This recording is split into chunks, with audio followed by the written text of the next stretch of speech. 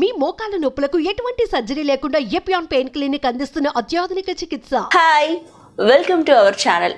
మన daily life స్టైల్లో మనకి ఫుడ్, స్లీప్, జాబ్, పార్టీలు ఎంత కామన్ అయిపోయాయో అలాగే హెల్త్ ఇష్యూస్ కూడా అంతే కామన్ అయిపోయాయి. డయాబెటీస్, షుగర్, మధుమేహం ఇలా పిలుచుకుంటూ ఉంటాం. డయాబెటీస్ అనేది ఎవ్రీ ఇయర్ డయాబెటీస్తో బాధపడుతున్న వారి సమస్య పెరుగుతూనే ఉంది, కానీ తగ్గడం అయితే లేదు. అసలు డయాబెటీస్ ఎందుకు వస్తుంది? అసలు డయాబెటీస్ రావడానికి గల రీజన్స్ ఏంటి? ఇలాంటి డౌట్స్ అన్ని క్లియర్ చేయడానికి ఈరోజు మనతో ఉన్నారు అపోలో హాస్పిటల్ నుంచి డాక్టర్ రవిశంకర్ గారు. వారితో మాట్లాడదాం. హలో డాక్టర్ గారు, ఎలా ఉన్నారు? డాక్టర్ గారు చెప్పండి, అసలు డయాబెటీస్ రావడానికి గల రీజన్స్ ఏంటంటారు? అసలు డయాబెటీస్కి రావడానికి రకరకాలైనటువంటి కారణాలు ఉన్నాయి. వీటిని మనం క్లాసిఫై చేసుకున్నట్లయితే జెనెటిక్ కాజెస్ అంటే జన్యుపరమైనటువంటి కారణాలని మనం ముఖ్యంగా చెప్పుకోవాలి. మన యొక్క సౌత్ ఈస్ట్ ఏషియన్స్ ఎవరైతే ఉన్నారో వీళ్ళల్లో ముఖ్యంగా మన ఇండియన్స్కి ఉండేటువంటి జీన్స్ వల్ల ఈ డయాబెటీస్ రిస్క్ బాగా ఎక్కువగా ఉంటుందన్నమాట. అంటే మన తల్లిదండ్రులకు కానీ, మన అక్క చెల్లెళ్ళకి కానీ, అన్నా తమ్ముళ్ళకి కనుక షుగర్ ఉన్నట్లయితే మనకు కూడా షుగర్ వ్యాధి వచ్చేటువంటి ఆస్కారం ఎక్కువగా ఉంటుంది. ఇక జన్యుపరమైనటువంటి కారణాలను పక్కన పెడితే ఎన్వైరన్మెంటల్ కాజెస్ తీసుకోవాల్సి ఉంటుంది. ఎన్వైరన్మెంటల్ కాజెస్లో వైరసెస్ అని, అలానే మనం తినేటువంటి ఆహారం, మనం నిద్రపోనటువంటి సమయం, అట్లానే మనం చేయనటువంటి ఎక్సర్సైజ్, వీటన్నిటిని కూడా మనం పరిగణలోకి తీసుకోవాల్సి ఉంటుంది. ఇక ఈ ఎన్వైరన్మెంటల్ ఫ్యాక్టర్స్లో మన చేతిలో ఉండే వాటిని కనుక మనం తీసుకున్నట్లయితే, ఒకవేళ సరైన సమయానికి కనుక నిద్రపోకుండా రాత్రిళ్ళు 1 గంట 2 దాకా మనం ఉన్నట్లయితే మనకు ఊబకాయం రిస్క్ పెరుగుతుంది. ఈ ఊబకాయం రిస్క్ పెరగడం ద్వారా ముందు షుగర్ వచ్చేటువంటి ఆస్కారం పెరుగుతుంది. ఇక ఎక్సర్సైజ్కి వచ్చినట్లయితే మనం వ్యాయామం సరైనటువంటి సమయాన్ని చేయనట్లయితే మనకి షుగర్ వచ్చేటువంటి అవకాశం ఎక్కువగా ఉంటుంది. ఇక ఆహార నియమాలు వచ్చినట్లయితే సరైనటువంటి ఆహారం తీసుకున్నట్లయితే, లేదా మంచి ఆహారమైనా మోతాదు ఎక్కువగా తీసుకున్నట్లయితే షుగర్ వచ్చేటువంటి అవకాశం ఎంతైనా ఉంది. కాబట్టి ఈ కారణాలు వేటి వల్ల అయినా సరే మనకి షుగర్ వ్యాధి వచ్చేటువంటి అవకాశం ఎక్కువగా ఉంటుందన్నమాట.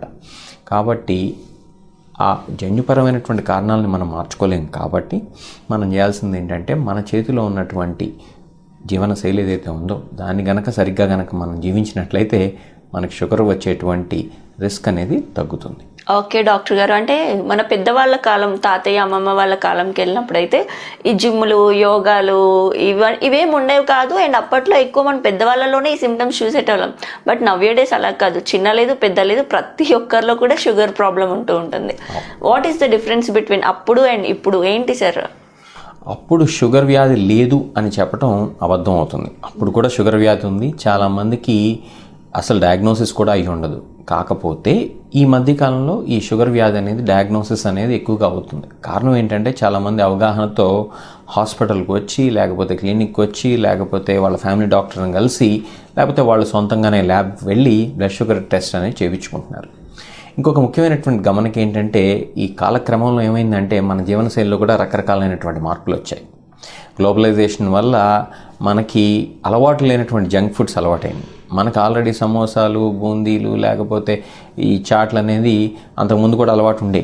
కాకపోతే వాటితో పాటు ఇప్పుడు పిజ్జాలు, బర్గర్లు, సాఫ్ట్ డ్రింకులు కూడా అలవాటైంది. సో వీటి వల్ల ఏమవుతుందంటే మన యొక్క ఊబకాయం రిస్క్ అనేది పెరుగుతూ పోతుంది. ఎప్పుడైతే ఊబకాయం రిస్క్ పెరుగుతూ పోతుందో టైప్ 2 డయాబెటీస్ రిస్క్ కూడా పెరుగుతూ పోతుంది.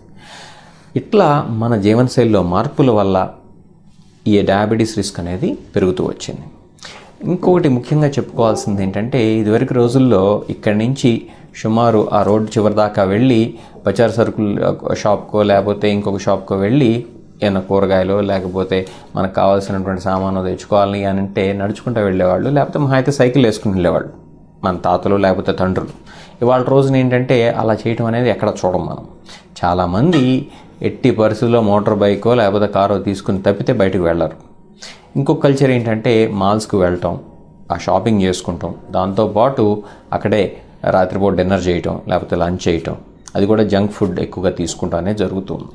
ఈ యొక్క జీవనశైలిలో మార్పుల వల్ల ఇదివరకు లేనటువంటి ఊబకాయం అనేది ఎక్కువగా కనిపిస్తుంది ఇప్పుడు. దాంతోపాటు వచ్చినటువంటి జబ్బే టైప్ 2 డయాబెటీస్ అన్నమాట. అంటే జనరల్లీ హ్యూమన్ లైఫ్కి మార్నింగ్ వాక్ చాలా మంచిది అంటారు.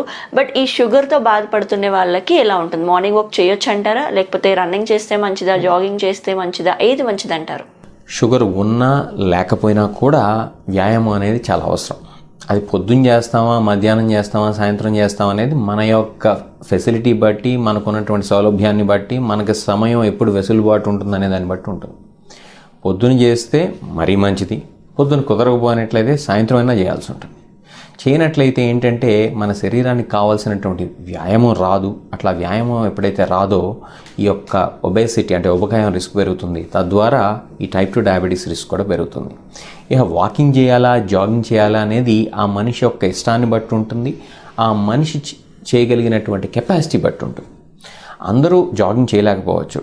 కొంతమంది 70 ఏళ్ళు ఉన్నటువంటి వాళ్ళు 30 ఏళ్ళు ఉన్నటువంటి వాళ్ళకన్నా కూడా వడివడిగా నడవగలుగుతారు, అట్లానే జాగింగ్ కూడా చేయగలుగుతారు. అలా అని చెప్పి అందరూ చేయగలరని చెప్పి అనుకుంటాం, అది నిజం కాదు. కాబట్టి మన శరీరం ఎంతవరకు మనకి అనుకూలిస్తుందో, మనం ఎంతవరకు చేయగలుగుతామో అంతవరకు మనం 1 గంట సేపు పొద్దునైతే, మధ్యాహ్నం అయితే, సాయంత్రమే మనకి ఎప్పుడు అనుకూలిస్తే అప్పుడు చేస్తే మంచిది. మధ్యాహ్నం చేసినట్లయితే కనుక కొంచెం వాతావరణాన్ని కూడా మనం పరిగణలో తీసుకోవాల్సి ఉంటుంది. ఎందుకంటే మధ్యాహ్నం ఎండ వేడిగా ఉంటుంది కాబట్టి మధ్యాహ్నం చేసినట్లయితే జిమ్లోనో లేకపోతే ఏసీ ఉన్నటువంటి చోట చేసినట్లయితే కనుక మన శరీరానికి అలసట ఉండదు. లేనట్లయితే కనుక వడదెబ్బ లాంటివి తగిలి మనకి త్వరగా అలసట వచ్చేటువంటి ఆస్కారం ఉంటుంది. అట్లానే ఎక్సర్సైజ్లో మనం జిమ్మే చేయాలా, లేకపోతే షటిలే ఆడుకోవాలా, స్విమ్మింగే చేయాలా, లేకపోతే వాకింగే చేయాలా, లేకపోతే జాగింగే చేయాలా, క్రాస్ ట్రైనరే చేయాలా అని చెప్పి ఏం రూల్ లేదు. అన్నీ కాంబినేషన్ చేయొచ్చు. అట్లానే వెయిట్స్ లిఫ్టింగ్ కూడా చేయొచ్చు. అట్లా చేసినట్లయితే అంటే రెసిస్టెన్స్ ఎక్సర్సైజెస్ని అట్లానే ఈ కార్డియో ఎక్సర్సైజెస్ని కనుక కంబైన్ చేసినట్లయితే మన శరీరానికి మజిల్ స్ట్రెంగ్త్ కూడా పెరుగుతుంది, పోస్చర్ బెటర్గా ఉంటుంది. దాంతోపాటే గుండెకు కూడా కావాల్సినటువంటి ఈ వ్యాయామం ఏదైతే ఉందో అది కలుగుతుందన్నమాట. తద్వారా ఈ డయాబెటీస్ అయితే ఏమి, హైపర్ టెన్షన్ అయితే ఏమి, లేకపోతే హృద్రోగాలు అయితే ఇట్లాంటి వాటన్నిటిని మనం రాకుండా కాపాడుకోవచ్చు. అలాగే మన సైడ్ ఎక్కువగా తీసుకునే ఫుడ్ ఏంటి అంటే రైస్. కానీ రైస్ తినడం వల్ల షుగర్ వ్యాధి వస్తుంది, ఎక్కువ రైస్ తినడం వల్ల షుగర్ వ్యాధి వచ్చే ఛాన్సెస్ ఉన్నాయని చాలా వరకు వింటున్నాం. అండ్ నైట్ టైం పెరుగన్నం తినడం వల్ల లావెక్కిపోతామని, లేకపోతే షుగర్ వ్యాధి ఉన్న వాళ్ళు పెరుగన్నం తినకూడదని, ఇలాంటివి కూడా చాలా వింటున్నాం. ఇది ఎంతవరకు నిజం అంటారు? మంచి ప్రశ్న అడిగారు. ఇప్పుడు మన భారతదేశంలో స్టేపుల్ ఫుడ్ కనుక తీసుకున్నట్లయితే అది రైస్. రైస్లో కూడా ముఖ్యంగా మనం తీసుకునేది వైట్ రైస్ అంటే పాలిష్డ్ రైస్. అసలు రైస్ గురించి మనం చెప్పుకోబోయే ముందు అసలు షుగర్ వ్యాధి ఉన్నటువంటి వాళ్ళు వాళ్ళ ఆహారంలో ఎలాంటి ఆహారం తీసుకోవాలనేది దాని గురించి చెప్పుకోవాలి. మనం తీసుకునేటువంటి ఆహారంలో కార్బోహైడ్రేట్స్ ఉంటాయి, ప్రోటీన్స్ ఉంటాయి, ఫ్యాట్స్ ఉంటాయి, అట్లానే వైటమిన్స్, మినరల్స్ కూడా ఉంటాయి. మనకి బ్లడ్ షుగర్ లెవెల్స్ పెరగడానికి ముఖ్యంగా కారణమైనటువంటి కాంపోనెంట్ని కనుక తీసుకున్నట్లయితే అది కార్బోహైడ్రేట్. కార్బోహైడ్రేట్ అంటే ఏంటి? రైస్లో ఎక్కువగా ఉంటుంది, అట్లానే వీట్లో కూడా ఉంటుంది, అట్లానే మిగతా ఫుడ్ ప్రొడక్ట్స్ ఏవైతే ఉన్నాయో అది రాగి కావచ్చు, జవార్ కావచ్చు, బాజ్రా కావచ్చు, కిన్వా కావచ్చు, ఓట్స్ కావచ్చు, వాటిల్లో కూడా ఉంటుంది కార్బోహైడ్రేట్. కాకపోతే రైస్లో ఉండేటువంటి కార్బోహైడ్రేట్ లక్షణం ఏంటంటే అది తొందరగా అబ్జార్బ్ అవుతుంది. అంటే గ్లైసిమిక్ ఇండెక్స్ అనేది ఏదైతే ఉందో అది గ్లైసిమిక్ ఇండెక్స్ ఈ రైస్కి ఎక్కువగా ఉంటుంది. రైస్లో కూడా మళ్ళీ సబ్ వెరైటీస్ ఉన్నాయి. కొన్ని రకాలైనటువంటి రైస్కి ఆ గ్లైసిమిక్ ఇండెక్స్ తక్కువగా ఉంటుంది, కొన్ని రకాలైనటువంటి రైస్కి గ్లైసిమిక్ ఇండెక్స్ ఎక్కువగా ఉంటుంది. గ్లైసిమిక్ ఇండెక్స్ అంటే ఏంటంటే మనం తిన్న వెంటనే కనుక ఒక ఆహార పదార్థం డైజెస్ట్ అయిపోయి దాని నుంచి వచ్చినటువంటి షుగర్స్ కనుక తొందరగా కనుక అబ్జార్బ్ అయ్యి అవి కనుక మన బ్లడ్ షుగర్ లెవెల్ని కనుక ఎక్కువగా కనుక పెంచే గుణం ఉంటే దాన్ని హై గ్లైసిమిక్ ఇండెక్స్ అని చెప్పి చెప్పుకుంటూ ఉంటాం. ఈ రైస్కి ఇన్ జనరల్ ఆ యొక్క గ్లైసిమిక్ ఇండెక్స్ అనేది ఈ వీట్ ప్రొడక్ట్స్ కానీ, లేకపోతే ఓట్స్ కానీ, రాగి కానీ, కిన్వా కానీ వీటన్నిటికన్నా ఎక్కువగా ఉంటుంది. ఈ రైస్లో కూడా ముఖ్యంగా పాలిష్డ్ వైట్ తెల్లగా మల్లెపూలాగా ఉండేటువంటి రైస్ ఏదైతే ఉందో దానికి ఇంకొంచెం ఎక్కువగా గుణం ఉంటుంది. కాబట్టి ఏం చేయాలంటే ఇన్ జనరల్ మనమందరం కూడా ఆ రైస్ని తగ్గించుకోవాలి. అది దట్ ఇంక్లూడ్స్ మీ డయాబెటీస్ లేనటువంటి వాళ్ళు ప్రతి ఒక్కళ్ళు కూడా ఈ యొక్క రైస్ అనే దాని కన్జంప్షన్ మనం తగ్గించుకోవాలి. ఇక షుగర్ ఉన్నటువంటి వాళ్ళు అయితే కనుక ఇంకా తగ్గించుకుంటే మంచిది. ఇక పెరుగుకి వచ్చినట్లయితే పెరుగు అనేది మంచిదే, కాకపోతే పెరుగులో ఫ్యాట్ కనుక ఎక్కువగా ఉన్నట్లయితే అది ఏంటంటే మనకి ముందు హృద్రోగాలకు కారణం కావచ్చు, ఒబేసిటీకి కారణం కావచ్చు. కాబట్టి మనం పెరుగు అనేది తీసుకోవాలి, కాకపోతే వీలున్నంత వరకు ఏంటంటే కొంచెం ఫ్యాట్ తక్కువగా ఉన్నటువంటి పెరుగుని తీసుకున్నట్లయితే మంచిది. రాత్రిపూట పెరుగు తీసుకోకూడదా అంటే నాకు తెలిసి ఈ అల్లోపతి వైద్యంలో అయితే కనుక అలాంటిది ఎక్కడా లేదు, శుభ్రంగా తీసుకోవచ్చు. కాకపోతే ఈ రైస్ ఎక్కువగా ఉన్నటువంటి క్వాంటిటీ ఉండేటువంటి ఆహార పదార్థాలు, అది పెరుగన్నం కావచ్చు, ఇంకొక అన్నం కావచ్చు, అది తక్కువ తీసుకుంటాం అనేది మంచిదని చెప్పి మా ఉద్దేశం. వాట్ ఎవర్ ఏదైనప్పటికీ వైట్ రైస్ అయితే మాత్రం కొంచెం షుగర్ వచ్చే ఛాన్సెస్ అయితే ఉన్నాయి. అంటే వైట్ రైస్ కన్జంప్షన్ కనుక ఎక్కువగా ఉన్నట్లయితే కనుక షుగర్ వచ్చేటువంటి ఆస్కారం, ఎందుకంటే ఒబేసిటీ ఎక్కువగా వచ్చేటువంటి ఆస్కారం ఉంటుంది కాబట్టి అందులో ఈజీగా డైజెస్ట్ అయ్యి ఈజీగా మనకి అబ్జార్బ్ అయ్యేటువంటి ఛాన్స్ ఎక్కువగా ఉంటుంది కాబట్టి దానివల్ల ఒబేసిటీ రావటం, తద్వారా టైప్ 2 డయాబెటీస్ రావటం అనేది రిస్క్ ఎక్కువగా ఉంటుంది. అలాగే మనకి ఫుడ్ ఎంత ఇంపార్టెంటో వాటర్ కూడా అంతే ఇంపార్టెంట్. కానీ వాటర్ ఈ మధ్య చాలా రకాల వాటర్స్ వచ్చేసినాయి, ఈ వాటర్ ఆ వాటర్ మినరల్ వాటర్ ఇది అది అని చెప్పేసి. అండ్ వాటర్ ఎలా ఉన్నా సరే హాట్ వాటర్ తీసుకుంటే చాలా మంచిది, అందులోని షుగర్ పేషెంట్స్కి అయితే హాట్ వాటర్ ఇంకా మంచిది అంటున్నారు. వాటర్ అసలు హాట్ వాటర్ నిజంగానే మంచిది అంటారా? మంచినీరు గురించి ఎన్ని మిస్కన్సెప్షన్స్ ఉన్నాయో అన్ని రకాలైనటువంటి మిస్కన్సెప్షన్స్ ఉన్నాయి.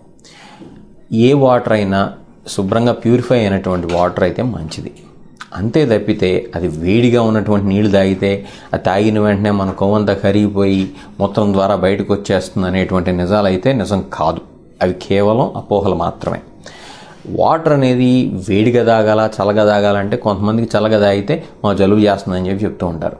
చల్లగా ఉన్నటువంటి నీళ్ళు తాగినప్పుడు బయట వెదర్ చల్లగా ఉన్నప్పుడు మనకి ముందు తాగినప్పుడు అయితే హాయిగా ఉండదు. కాబట్టి ఎప్పుడైనా సరే రూమ్ టెంపరేచర్ వాటర్ అయితే మనకు హాయిగా ఉంటుంది, సౌకర్యంగా ఉంటుంది. కాబట్టి రూమ్ టెంపరేచర్ వాటర్ తాగమని చెప్పి మేము చెప్తూ ఉంటాం. అంతే తప్పితే వేడి నీళ్ళు తాగితే ఒక బెనిఫిట్ అనో, చన్నీళ్ళు తాగితే చెడు జరుగుతుందనో అయితే ఇది నిజం కాదు. ఇంకొక అపోహ ఏంటంటే చాలామంది మంచినీళ్ళు కనుక తాగినట్లయితే మనకి వెయిట్ లాస్ అనేది బాగా జరుగుతుందని చెప్పి, అట్లానే శరీరం అంతా కల్మషం లేకుండా ఆ ఇంప్యూరిటీస్ అన్నీ బయటికి వెళ్ళిపోతాయని చెప్పి కూడా ఒక అపోహ ఉంది. ఇది కూడా ఎంత మాత్రం నిజం కాదు. రోజుకి సుమారు 2 లీటర్లో మనం ప్యూర్ వాటర్ ద్వారానో లేకపోతే టీ ద్వారానో కాఫీ ద్వారానో తీసుకోవాల్సి ఉంటుంది. అది కూడా మన బయట టెంపరేచర్ ఎలా ఉంది, మన ఎంత ఫిజికల్ శ్రమ చేస్తున్నాం. అంటే ఒక వ్యక్తి జిమ్ కనుక చేశారనుకోండి 1 గంట సేపు, అది కూడా రూమ్ టెంపరేచర్ కొంచెం వేడి ఎక్కువగా ఉందనుకోండి, అప్పుడు వాళ్ళకి స్వెట్ రూపంలో ఎక్కువ లాస్ ఉంటుంది కాబట్టి వాళ్ళు ఇంకొంచెం ఎక్కువ వాటర్ తాగాల్సినటువంటి అవసరం ఉంటుంది. అట్లా కాకుండా ఏసీ గదిలో పొద్దున్నుంచి రాత్రి దాకా పనిచేసి రాత్రి వెళ్ళి మళ్ళీ ఇంట్లో ఏసీలో పడుకునేటువంటి వ్యక్తి అంత వాటర్ కన్స్యూమ్ చేయాల్సినటువంటి అవసరం ఉండదు. కాబట్టి వాటర్ ఏదో రోజు 3 లీటర్లు తాగాలి లేకపోతే 4 లీటర్లు తాగాలి, పొద్దున్నే లేచిన వెంటనే లీటర్ తాగాలి, అది తాగినందువల్ల మన శరీరం అంతా ప్యూరిఫై అయిపోద్ది, మనకు ఒబేసిటీ రాదు అనేటువంటివన్నీ కూడా అపోహలు మాత్రమే. దీనికి సంబంధించి ఎలాంటి సైంటిఫిక్ ఎవిడెన్స్ అయితే లేదు. మంచి జరగకపోగా కావాల్సిన దానికన్నా ఎక్కువ కనుక వాటర్ కనుక కన్జ్యూమ్ చేసినట్లయితే, ఆల్రెడీ హార్ట్ ప్రాబ్లమ్స్ ఉన్నట్లయితే వాళ్ళకి హార్ట్ ఫెయిల్యూర్ లాంటి రిస్క్ ఇంకా ఎక్కువ కావచ్చు. అట్లానే కిడ్నీ ప్రాబ్లమ్స్ ఉన్నటువంటి వాళ్ళు కూడా తాగాల్సిన దానికన్నా కూడా మంచినీళ్ళు కనుక ఎక్కువగా కనుక తాగినట్లయితే వాళ్ళకు కూడా వాటర్ రిటెన్షన్ వల్ల సమస్యలు రావచ్చు. కాబట్టి ఎప్పుడు అతిగా ఏది చేయకూడదు. అది మంచినీళ్ళు తాగటం కావచ్చు, తిండి తినటం కావచ్చు. మామూలుగా ఎంత రోజు తాగాలో మనకి దప్పిక ప్రకారం అంతవరకే తాగాలి. అలా అని చెప్పి డీహైడ్రేషన్ గురి కమ్మని చెప్పి నేను చెప్పట్లేదు. అంటే మనం దప్పిక ప్రకారం మనం ఎంత తీసుకోవాలో అంత వాటర్ తాగాలి. అంతేగాని వాటర్ పొద్దున్నే బాగా తాగినందు మూలానో మనకు ఒబేసిటీ రాదనో లేకపోతే మన శరీరం మొత్తం ప్యూరిఫై అయిపోతుందనో ఈ యొక్క అడ్వర్టైజ్మెంట్లు చూసి లేకపోతే ఇంటర్నెట్లోనో లేకపోతే ఫ్రెండ్స్ చెప్పేదో విని అది నిజం అని చెప్పి మాత్రం దయచేసి నమ్మద్దు. నా పర్సనల్ ఎక్స్పీరియన్స్ ఏంటి అంటే, నాకు తెలిసిన ఒక వ్యక్తి 40 years ప్లస్ అతనికి షుగర్ టెస్ట్ చేయించుకున్నారు. బ్లడ్ షుగర్లో షుగర్ ఉందని తేలింది. ఆల్మోస్ట్ 2-3 years అవుతుంది. బట్ తనకి హాస్పిటల్కి వెళ్ళట్లేదు, మెడిసిన్స్ యూస్ చేయట్లేదు, అండ్ ఈజీగా పర్ డే 3-4 స్వీట్స్ మంచిగా తింటున్నారు. సో ముందు అలా చేసే వాళ్ళకి ముందు అసలు ఎలాంటి ప్రాబ్లమ్స్ ఫేస్ చేయాల్సి ఉంటుంది? అసలు మనం షుగర్ని ఎందుకు కంట్రోల్ చేసుకోవాలనేది మనం తెలుసుకోవాలి. షుగర్ని ఎందుకు కంట్రోల్ చేసుకోవాలంటే షుగర్ వల్ల వచ్చేటువంటి రకరకాలైనటువంటి కాంప్లికేషన్స్ రాకుండా ఉండటం కోసం అని చెప్పి మనం షుగర్ని కంట్రోల్ చేసుకోవాలి. ఎలాంటి కాంప్లికేషన్స్ వస్తాయి షుగర్ని కంట్రోల్ చేసుకున్నట్లయితే అంటే, అది కంటికి సంబంధించినటువంటి కాంప్లికేషన్స్ కావచ్చు, దాని రెటినోపతి అని చెప్పి చెప్తూ ఉంటాం. అట్లానే క్యాట్రాక్ట్స్ ఎర్లీగా రావచ్చు. ఇక నెక్స్ట్ కిడ్నీకి సంబంధించినటువంటి కాంప్లికేషన్స్ అయితే కిడ్నీస్ పూర్తిగా పాడైపోవచ్చు. దాన్ని మేము వైద్య భాషలో నెఫ్రోపతి అని చెప్పి చెప్తూ ఉంటాం. అట్లానే నరాలకు సంబంధించినటువంటి కాంప్లికేషన్స్ దీన్ని న్యూరోపతి అని చెప్పి చెప్తూ ఉంటాం. అంటే భగభగా మండుతున్నట్టు కాళ్ళు ఉంటూ ఉంటాయి కొంతమందికి.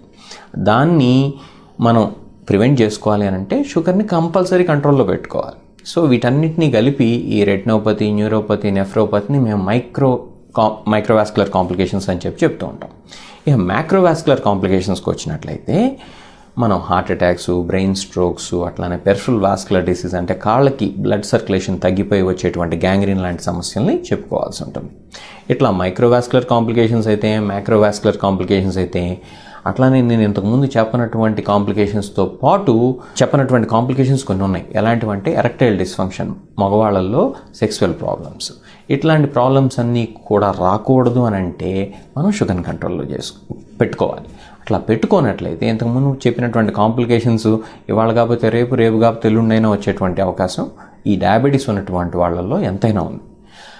ఈ కాంప్లికేషన్స్ రాకూడదు. అట్లానే కొన్ని సందర్భాల్లో ఈ వ్యక్తులు కోమాల్లోకి కూడా వెళ్ళిపోవచ్చు. ఇది షుగర్ కనుక మరి 700, 600, 500 కనుక వెళ్ళిపోయినట్లయితే కనుక వాళ్ళు కోమాల్లోకి కూడా వెళ్ళి చనిపోయేటువంటి ఉదాహరణలు చాలా ఉన్నాయి. ఇట్లాంటి పరిస్థితి రాకూడదంటే కనుక షుగర్ని మనం కంట్రోల్లో పెట్టుకోవాలి. ఇది ఎలా కంట్రోల్లో పెట్టుకోవాలి అని అంటే, 1 డైట్ కంట్రోల్ సరిగ్గా పాటించి, 2 వ్యాయామం సరిగ్గా చేసి, 3 డాక్టర్ని సంప్రదించి వాళ్ళు చెప్పినటువంటి మందులు వేసుకుంటున్న ద్వారా. ఎలాంటి మందులు వేసుకోవాలనేది మీ డాక్టర్ గారు మీకు చెప్తారు.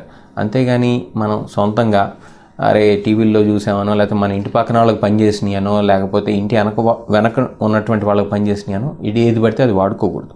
ఎందుకు వాడుకోకూడదు అంటే, ఆ వ్యక్తి యొక్క కిడ్నీ బ్లడ్ టెస్ట్ ఎలా ఉన్నాయి, ఆ వ్యక్తి యొక్క షుగర్ లెవెల్స్ ఎలా ఉన్నాయి, అలానే ఆ వ్యక్తికి హార్ట్ ప్రాబ్లమ్స్ ఏమైనా ఉన్నాయా, అట్లానే ఆ వ్యక్తి యొక్క లో బ్లడ్ షుగర్ రిస్క్ ఎంత ఉంది, ఇట్లాంటి వాటన్నిటిని పరిగణలోకి తీసుకుని మాత్రమే డాక్టర్స్ ఈ యొక్క మెడికేషన్స్ వాడతారు. అందుకని ఒకళ్ళకి పనిచేసినాయి కదా అని ఇంకొకళ్ళ పనిచేయాలని ఏమీ లేదు. అట్లానే కొంతమందికి ట్యాబ్లెట్స్ పనిచేయకపోతే ఇన్సులిన్ వాడుకోవాల్సి ఉంటుంది. ఇట్లా ఒక వ్యక్తి యొక్క జీవన శైలి, ఆ వ్యక్తి యొక్క ఆహార నియమాలు, ఆ వ్యక్తి చేసేటువంటి వ్యాయామం, అట్లానే ఆ వ్యక్తి వాడేటువంటి మందుల వల్ల షుగర్ కంట్రోల్లోకి వస్తుంది. అంతేగాని మనం కూర్చుని రోజు పొద్దున 2 స్వీట్లు, సాయంత్రం 2 స్వీట్లు తిని నా షుగర్ తగ్గాలి, నేను వ్యాయామం మాత్రం చేయను, అదేమన్నా అంటే నేను ఏదో మాత్రలు హెర్బల్ రెమెడీస్ వాడుతున్నానో, లేకపోతే ఇంకొక రకమైనటువంటి న్యాచురల్ రెమెడీస్ వాడుతున్నానో అని చెప్పి ఆ అపోహలో ఉండో, లేకపోతే కాకరకాయ రసాలు తాగో, లేకపోతే ఇంత మెంతులు నీళ్ళను నానబెట్టి తాగితేనో షుగర్ కంట్రోల్ అవుతుందని చెప్పి ఎక్కడ లేదు. అలానే ఇంకొక ముఖ్యమైనటువంటి గమనిక ఏంటంటే, మంచి జరగకపోగా ఇలాంటి ప్రక్రియల వల్ల కిడ్నీలు, లివర్ లాంటి పాడైపోయేటువంటి ఆస్కారం ఎంతైనా ఉంది. కాబట్టి దయచేసి ఇలాంటివన్నీ పాటించి ప్రాణాల మీద తెచ్చుకోవద్దు. మీరు మీ యొక్క వైద్యుడిని కనుక కలిసినట్లయితే వాళ్ళు మంచి చెడు ఆలోచించి 1కి 2 సార్లు ఆలోచించి మందులు రాస్తారు. అట్లానే లో బ్లడ్ షుగర్ రిస్క్ కాకుండా కూడా మీకు సరైనటువంటి జాగ్రత్తలు చెప్పడం అనేది జరుగుతుంది. ఓకే డాక్టర్ గారు, అలాగే ఈ మధ్య చూస్తున్న ప్రకటనలో ఎక్కువగా వినేది డయాబెటీస్కి శాశ్వత పరిష్కారం, పర్మనెంట్ సొల్యూషన్ ఉందంటారా డాక్టర్ గారు? నిజంగా మంచి ప్రశ్న అడిగారు. పర్మనెంట్ క్యూర్ అంటే ఏంటి? ఆ వ్యక్తి మందులు ఎలాంటివి వాడకుండా ఆ యొక్క డయాబెటీస్ అనేది ఆ వ్యక్తి నుంచి దూరంగా వెళ్ళిపోవటం తప్పకుండా చేయొచ్చు. కానీ ఎవరిలో చేయగలుగుతాం మనం దాన్ని? రెమిషన్ ఆఫ్ డయాబెటీస్, లేకపోతే పర్మనెంట్ క్యూర్ ఆఫ్ డయాబెటీస్ ఎట్లానా మనం చెప్పుకోవచ్చు, లేకపోతే రివర్సల్ ఆఫ్ డయాబెటీస్ అని చెప్పి. టైప్ 1 డయాబెటీస్ అయితే ఇవాళ రోజున దాన్ని రివర్స్ చేసేటువంటి ప్రక్రియలు లేవు. టైప్ 1 డయాబెటీస్కి ట్రీట్మెంట్ ఇన్సులిన్ మాత్రమే. టైప్ 2 డయాబెటీస్కి వచ్చినట్లయితే ఇది ఎక్కువగా ఊబకాయం ఉన్నటువంటి వాళ్ళలో వస్తుంది కాబట్టి, అంటే ఒబేసిటీ ఉన్నటువంటి వాళ్ళలో వస్తుంది కాబట్టి, ఎర్లీ స్టేజెస్లో అంటే టైప్ 2 డయాబెటీస్ డయాగ్నోజ్ అయినటువంటి ఇనీషియల్ వీక్స్ అండ్ మంత్స్లో కనుక ఆ వ్యక్తి కనుక జాగ్రత్తగా కనుక ఎక్సర్సైజ్ చేస్తూ ఆ అధిక బరువును కోల్పోయి, అట్లానే ఆహార నియమాలు సరిగ్గా పాటిస్తూ రైస్ని తగ్గించేసుకొని మనం ఇంతకుముందు మాట్లాడుకున్నట్లు వాటి స్థానంలో మిల్లెట్స్, అట్లానే ఈ రైస్లో కూడా బ్రౌన్ రైస్ లాంటివి తీసుకుంటూ, అది కూడా కొద్ది క్వాంటిటీలో తీసుకుంటూ, ఒక న్యూట్రిషనిస్ట్ లేకపోతే డైటీషియన్ పర్యవేక్షణలో కనుక తన యొక్క ఆహార నియమాలను కనుక పాటించినట్లయితే, అట్లానే డాక్టర్ గారు చెప్పినటువంటి మందులు అవసరం అయితే ఆ మందులు కనుక వాడినట్లయితే ఆ వ్యక్తి యొక్క డయాబెటీస్ని మనం రివర్స్ చేసుకునేటువంటి ఆస్కారం ఎంతైనా ఉంది. దీనికి సంబంధించి న్యూకాజిల్ యూకేలో ఒక శాస్త్రపరమైనటువంటి పరిశోధన కూడా చేశారు. దాంట్లో క్లియర్గా వాళ్ళు ప్రూవ్ చేశారు ఏమిటంటే, డాక్టర్ యొక్క పర్యవేక్షణలో లో క్యాలరిక్ డైట్ కనుక తీసుకున్నట్లయితే ఎట్లాంటి సమస్యలు లేకుండా మినరల్ అండ్ వైటమిన్ డెఫిషియన్సీస్ కూడా రాకుండా ఈ యొక్క డయాబెటీస్ని రివర్స్ చేసుకోవచ్చు అని చెప్పి. డయాబెటీస్ అంటే ఇక్కడ నేను చెప్తుంది టైప్ 2 డయాబెటీస్ గురించి.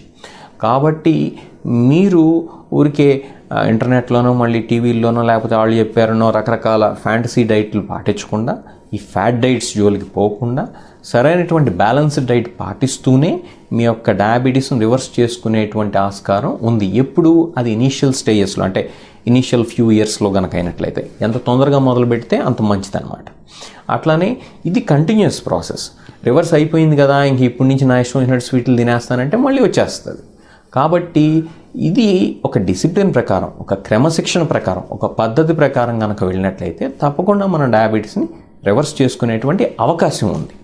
ఓకే డాక్టర్ గారు, నా క్వశ్చన్స్ అన్నిటికీ కూడా చాలా క్లియర్గా ఆన్సర్ చేశారు. Thank you so much. Thank you అండి.